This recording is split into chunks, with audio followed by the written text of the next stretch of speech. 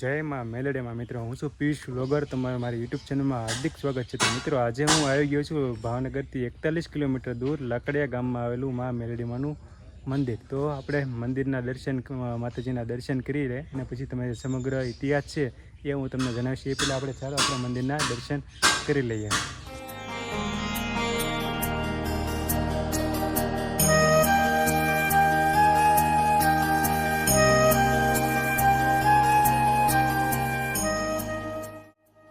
રોજબરોજની આ ટેન્શનવાળી જિંદગીમાં શાંતિનો અહેસાસ કરાવતું સ્થળ એટલે કાળિયા કૂવાની મેલડીમાં, જે ભાવનગરથી 41 કિલોમીટર દૂર છે અને તળાજાથી 21 કિલોમીટર દૂર છે.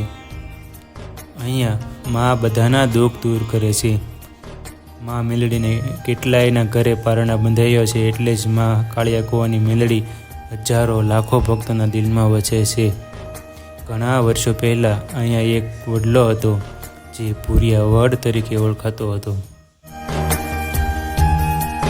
અને તે વડલો મંદિરના આખા સ્થાનકમાં ફેલાયેલો હતો.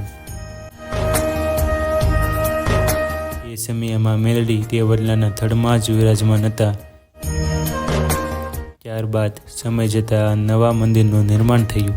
દર રવિવારે, મંગળવારે મંદિરે પ્રસાદી, ચા પાણીનો પ્રોગ્રામ હોય છે. મિત્રો, આપણે મેલડી માના નવા મંદિરના દર્શન કરી લીધા પછી હવે આપણે મેલડી માના જૂના સ્થાનકના દર્શન કરીએ.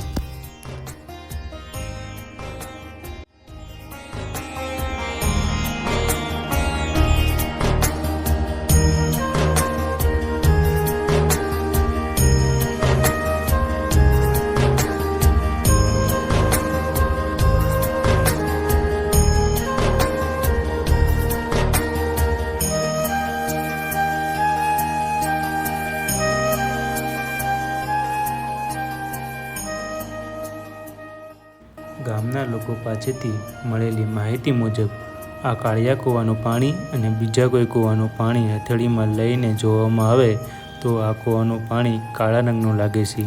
આ કૂવાના પાણીથી 7 કાળ કાઢ્યા છતાંય તેમાં પાણી ખૂટતું નથી.